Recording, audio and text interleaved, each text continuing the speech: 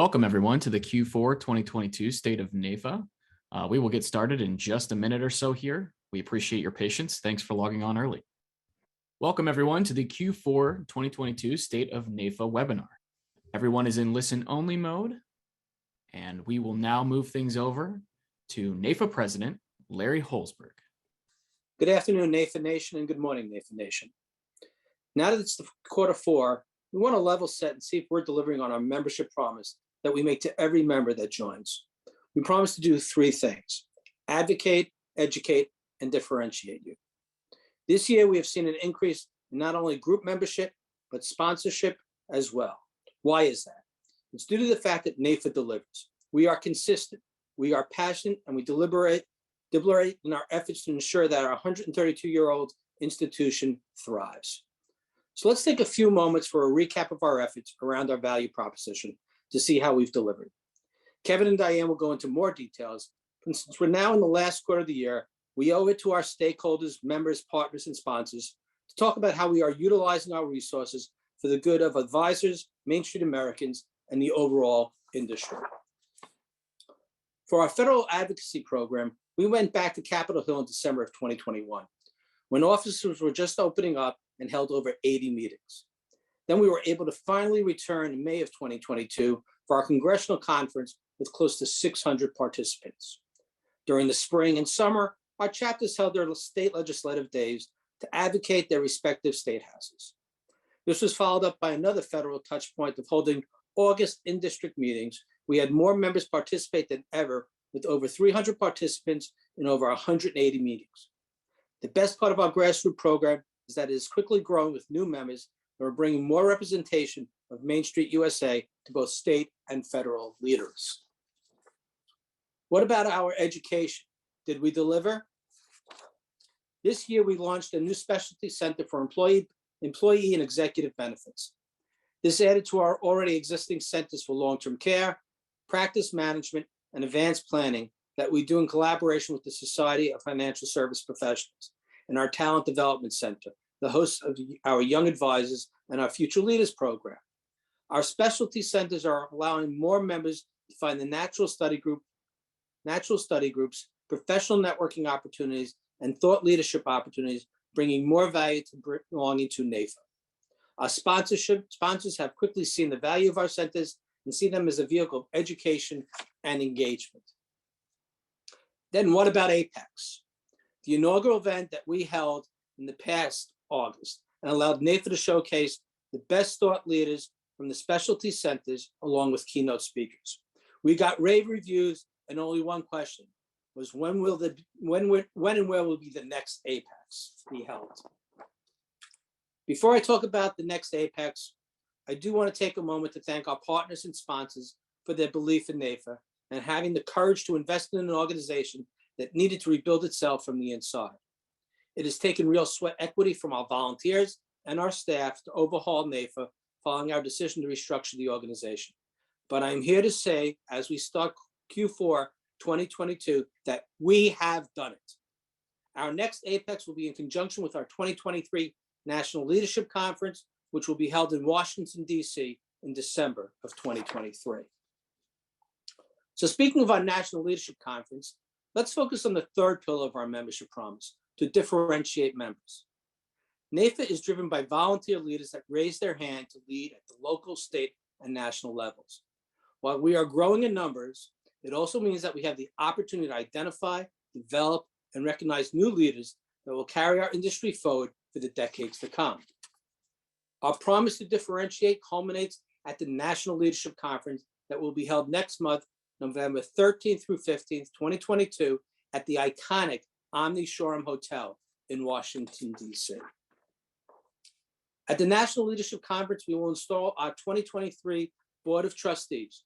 The new president, Brian Holes, and I will move into the role of immediate past president in our Office of the President, which includes the immediate past president, current president, president-elect, secretary, and treasurer, to ensure a continuity of purpose, clear adherence to our strategic plan, and commitment to execution of our annual business plan.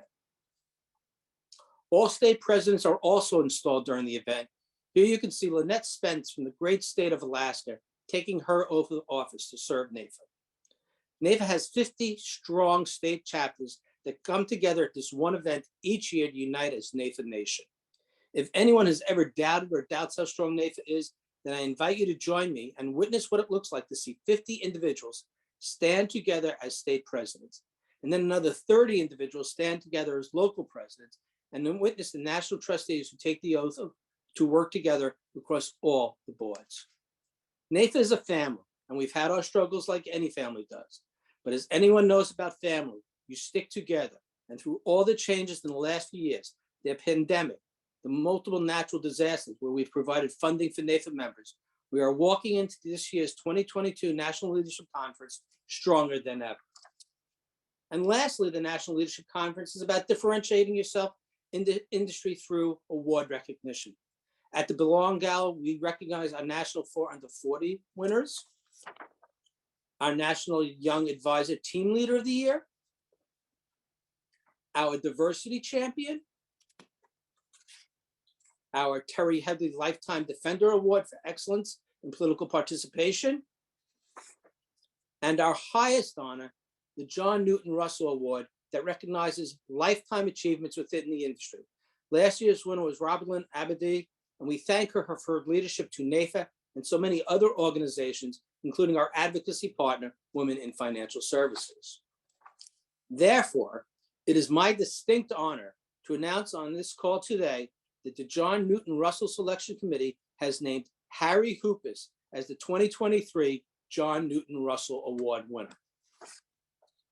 Therefore, I hope all of you will join me in a few weeks to honor Harry, recognize our leaders, and explore how you can further support and serve together in NAIFA's mission. It has been the honor of my career to serve this great organization as your president. This year, I am so proud of the work we have done together, and we will continue to do. To lead that work, I'd like to now pass it to my good friend and CEO of NAIFA, Mr. Kevin Mayhew. Good afternoon, NAIFA Nation, and thank you very much, Mr. President. In NAIFA, we've got a lot to celebrate as we close out Q3 and as we have started Q4 of 2022. And I want to start with some really great news, and let's talk about membership. We ended the third quarter with growth, September versus August, so month over month growth in NAIFA. For the first time in many, many years, we've had a net growth in our association. Absolutely incredible. In fact, when you look at it, we actually had 75% more new members join NAIFA in September of 2022 versus September of 2021. And that's due to the hard work that each of you have put into membership recruitment. We have a dynamic membership committee who has pulled out all the stops, encouraging every chapter to, quote, be positive, end quote, in 2022, which means make sure that you end the year in your chapter with at least +1 more member than where you closed out 2021. I know that's a challenge that each of you are taking on, and I wish everyone the best of luck, because we're going to grow this organization by working together to make sure that happens all across the NAIFA Nation. But again, September was a growth month in NAIFA, something that we need to string together a successive series of those months moving forward, and again, see this phoenix continue to rise. I want to thank especially our friends and partners in NAIFA, North Carolina. They had a very special campaign that took place, and that also contributed to our growth, as well as those that have referred agencies to us to be part of our 100% agency program or our financial security champion program. We've got several new groups that have already raised their hand and are being onboarded this month, which hopefully will propel us towards future growth during the month of October. And we can talk about those results moving forward in future leaders and future State of NAIFA webinars. But great job. NAIFA is growing. In fact, since our restructuring in 2019, more than 6,400 new advisors have joined NAIFA and chosen to become part of our association. Think about it. In the past 3 years, more than 6,400 advisors have stepped up and joined NAIFA, the oldest and largest professional association in the entire industry. Welcome to NAIFA. If you're a new member, we're glad that you're here. If you're an advisor, you're not a member yet, please join. We want you to be part of our association. And for those of you that are reaching out and encouraging more of your colleagues to join, keep up the good work. And if you're not, please do so. Because again, we need more folks to step up and be part of our association and do good things for the 90 million American families that you all represent every single day. Also, on top of the new member recruitment, I'm also pleased to announce that our attrition, that is the number of NAIFA members that are leaving due to a variety of factors, most of which is leaving the profession overall, is continuing to decline. So membership recruitment is up, retention is up, attrition is down, and all that equals growth for our association. So great news there. In fact, when you look at it, our new membership recruitment this year is up 53% over where we were at this point last year. Think about it. In just 12 months, we have improved our new member recruitment by more than 50% versus the year before. And again, that's due to the hard work of our entire NAIFA team, volunteers and staff alike, members all across this country that see value in this association and are doing their best to promote it. More, please. The more members, the more we can do, and the better impact we can have on the profession, on the industry, and on American society. So a lot of people say, why is growth happening? Well, pretty simply, it's because we're acting as one NAIFA, and we're acting as one NAIFA with a unified strategic plan. We talk about this during each of our calls, but again, NAIFA has a strategic plan called NAIFA 2025 that was put together by you, our members from across this country, who got together and spent time and said, not only what should NAIFA do today, but what should we be doing in the future to make sure that we are positioned to empower every advisor for incredible success. And with that, we have three major pillars. Again, membership growth, which we're hitting, the member experience, which is ensuring that it is a quality one from coast to coast, and brand amplification. We're doing a great job in all those areas as a collective team. Thank you for doing your part to advance the strategic plan. And if you're ever curious again about what we're doing in any individual year to help advance the strategic plan, all you've got to do is look at the business implementation plan for that year.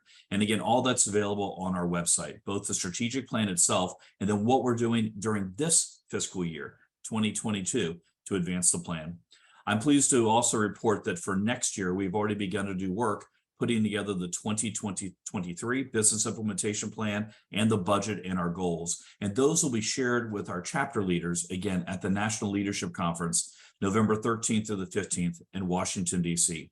I hope that I'll see many of you there. With change comes a lot of other things as well. You know, from our staff over the past 20 plus years, we've been blessed to have John Boyle on our staff, heading up a variety of projects and initiatives for NAIFA, most recently as our Vice President of Professional Credentialing, as well as our Acting Vice President for Professional Development. John moved on and took another career opportunity with another association, and we wish him the very, very best in his professional endeavors. He's still part of our NAIFA family, still a staff alum, and I'm sure we'll see him around from time to time because he loves this organization and we love him. But with that, I'm also pleased to announce that we've brought some new talent onto our team. And effective next week on October 17th, our new vice president for a new department called Member Advancement is Charmel Davis. Charmel has got a great amount of experience working with for-profit and nonprofit organizations, and even working in the public sector when she worked at NASA, doing work putting together conferences, events, and ensuring that the member experience is robust from start to finish in a member's career. We're really pleased that she'll be joining our team effective next week. I'm sure you all will enjoy working with her. This new department is going to combine the work of our professional development team and our professional credentialing team all together. For those of you that don't know yet, we haven't talked a whole lot about it because it's not quite to market yet, but we are taking the LUTCF program and we've been working all year long, giving it a major overhaul. And we are going to relaunch that thing in early 2023 as a robust new program for all advisors to help teach you really great sales training so you could do well in your career. So particularly for the younger, newer advisors into the profession, but for those that don't have the LUTCF designation, an opportunity for them to earn that as well. Charmel will be overseeing that, our LACP program, and all of our activities and events that we hold throughout the NAIFA Nation as a logistical point to make sure it happens, as well as the content for our conferences. So please welcome Charmel. You're going to enjoy working with her. She's an absolute gem in our NAIFA crown, and she starts on our team next week. We also have coming ahead at the National Leadership Conference some really dynamic content. Larry reviewed a lot of the great reasons to be there and how we recognize and showcase our members, how we train everyone, and how we make sure that everyone's on the same page as we put together our plans at the local, state, and national levels to advance the NAIFA Nation in 2023. But you see on the screen right in front of you, three of our key speakers that'll be at the NAIFA National Leadership Conference. You see Leonard Wheeler, who again is a former NFL player. He's an author and a consultant. He's going to inspire us. You're going to hear the latest political analyses from Nathan Gonzalez, who will be able to tell us again what happened in the midterm elections and how that's going to impact NAIFA and society moving forward as we see what the new Congress looks like. And then also we have a former member of the U.S. House of Representatives and a person with a background in our industry, Rick Keller, who's going to be speaking as well. So we're going to have a great opportunity to learn, to be motivated, and a plan for the future based upon where our realities are after the midterm elections. So please join us again for the NLC. If you were a volunteer in NAIFA at any level, you should be there. So please consider registering as soon as possible to join us November 13th through the 15th in Washington, D.C. at the Omni Shoreham Hotel. Different location than we've had the past few years due to renovations, but the Omni Shoreham Hotel is a grand property and it'll do well for us. So we hope to see you there next month in Washington, D.C. And now it's my pleasure to introduce our incredibly talented head of our government relations program, our senior vice president for GR, Diane Boyle. Great, thanks, Kevin. I have a few things to go over. Kevin and Larry touched on a couple of them. First and foremost, we've had a really good third quarter. We had 43 states participate in our August in-district meetings, over 350 members that were participating in those. As Larry said, a lot of new members were raising their hand and saying, hey, I want to get involved in advocacy, and that makes my policy heart go pitter-pat. So I'm thrilled with that.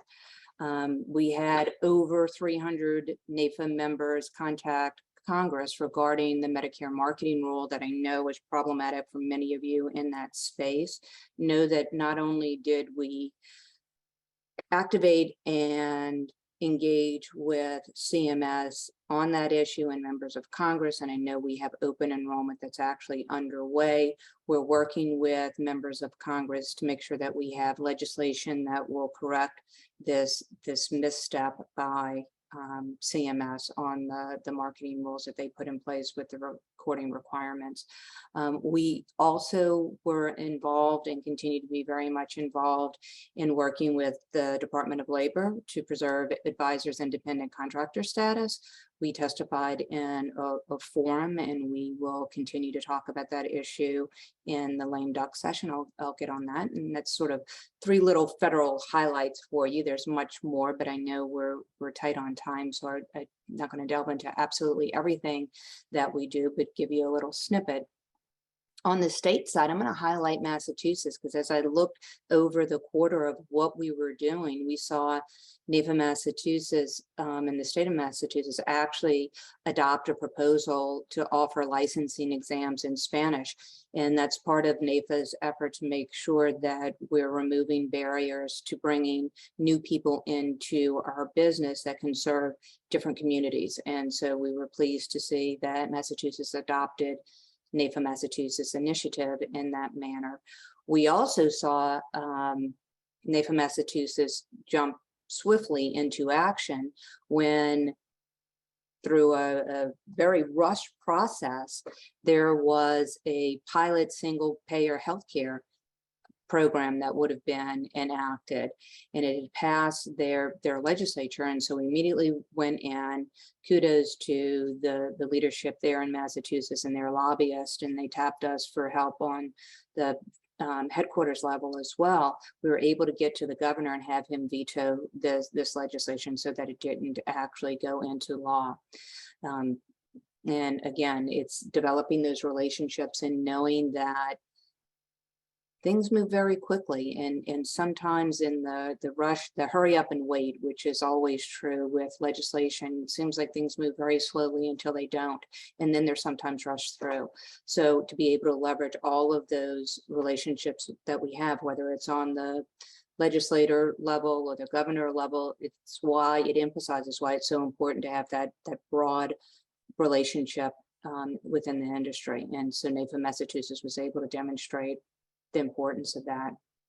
Then we saw, moving away from NAIFA, Massachusetts a little bit, we're talking more on the NAIC or the intrastate level. We saw Colorado become the 28th state to actually adopt our supported best interest annuity model that was adopted by the NAIC, and we've been putting it in place in the different states, and we're now up to 28. So really happy with the progress there. Also on that intrastate level, we saw that NAIFA was participating just recently in an NAIC and NIPR summit on diversity. And so we had our very own Chris Gandy present there and talk about some of the challenges that exist and how we can really look at producer licensing, figuring out how do we maintain a really high standard for licensing, but making sure that we're bringing new people into our business. As we see our producer force aging and retiring, we need to make sure that we're bringing new people into the business. So we're very active there. On Apex, Larry and Kevin, I think, both touched on what a huge success that was. One of the things that we had as sort of a pre-Apex workshop was on financial security advocate and how do you become engaged in advocacy and participate. And we focused it on the Hispanic community and the female advisor community, because those are areas where we know we have individuals in the business. We don't know that we actually see them show up to advocate for their business as much as we'd like to. And as you start seeing the demographics change within Congress and within the state legislatures, it's really important that we have everyone engaged and active. And so we were really thrilled that we had over 30 Hispanic members and female members to actually earn that financial security advocate badge. And so we've added to our grassroots by hosting some of these training opportunities, which was really fun. Then on that's sort of the policy side, on the political side, it's important that NAIFA support through IFA PAC candidates who understand our industry. And so I'm really excited to share that IFA PAC has exceeded 80% of our participation goal this year. That means we still have 20% to go. So if you're not an IFA PAC contributor, I encourage you to do that. We are only 32 days away from the midterm, 32 days, 21 hours, and 40 some odd minutes away from the midterm election. Not that I'm counting or anything, but that's going to change the landscape. Who we work with and how we work with them is going to change. So we need to make sure that we're developing those relationships with the incoming class as we learn who they are, and you will learn that at the end. Well, you'll learn it on election night. Although I'm going to predict that we're not going to know completely on election night, because I think we're going to have some runoffs, and I think we're going to end up pushing that until December to really know the answers. But anyway, we'll have an analysis of the midterm elections at the NLC meeting, and it'll be really exciting. We'll start to know whether the Republicans take over control of the House, whether the Senate changes the party in leadership, or whether, as my prediction is, it'll probably go to some runoffs, and we may not know until December who controls the Senate. But then you'll start seeing Congress come together and put in leadership, who's going to be in leadership. They'll have the leadership elections, who's going to serve on which of our committees of jurisdiction. There are going to be a lot, if the House flips, depending on by what margin, you're going to have a lot of vacancies on some of our key committees that will be filled. So we'll have, and that's where that benefit of all of those relationship development really kicks in, because you'll see as those people come onto our committees that we already have a warm introduction. We don't have to cold call for new committee members. Those of you that are coming in for the NLC, we are having a Day on the Hill component, so you'll actually get to go up there. And for those of you who have not been during an election year, it's wild. It's just, the Capitol is always kind of a kooky place anyway. Kooky in a fun way. I absolutely love when our members come in and I get to share what I do in Washington with them, because it's an awful lot of fun, I think. When it's an election year, it's just a bizarre time because you're going to have people moving in and out of offices. You'll see that as soon as the election is over, if people aren't going to be returning, their furniture has to be moved out of those offices. They need to be prepped for the next member coming in. They set up almost a farm of former legislators or soon to be the lame duck legislators in the basement. That's where their meetings occur. The new members aren't there yet, but the offices are being prepared for them. So it's just kind of a different experience, but still really good. And there's work to be done. We've got to fund the government when we come back from the election. So that'll be a vote. On the NAIFA specific areas, we're going to look at that retirement legislation, Secure 2.0. And I know we've been talking about it for a really long time. We're still talking about it because if we don't talk about it, it's not going to get done. And we want to make sure that that's done in the year-end package. And I think that we're absolutely going to get there, but we're going to talk about it. We're going to remind the members of Congress why it's important to get done. And we're going to make that ask. We'll also raise some of the concerns that we have around always making sure that they're not looking at putting in policy that would make it more expensive or more difficult for consumers to obtain the risk protection products that you offer, the services that you give, to make sure that those are all secure. So we certainly would be talking about that. We'll talk about, in that vein, some of the independent contractor challenges that we see, especially coming out of the Department of Labor. If we end up with divided government, you're going to see a heavier push from the administration to get things done through the regulatory process rather than through the legislative process. And so in that, we want to make sure that we have those relationships because the regulators don't really have a direct voter relationship. And we've seen that over years. I've talked about that. But what we do is we do have those relationships with the legislators, and the legislators have congressional oversight of the agencies. And so we want to make sure that we're leveraging and employing that strategy. So we'll do all of that good stuff. I think that is really it. I know we're getting tight on time, so I'm going to wrap up, and I believe I turn it back over to Larry Holzberg. So get out, meet those candidates. I just want to thank everybody for what you do, being part of our great organization. Let's have an awesome fourth quarter, and we'll look forward to seeing everybody at the NLC. And remember, together, we can take on anything. Thank you, NAIFA Nation. Have a great day.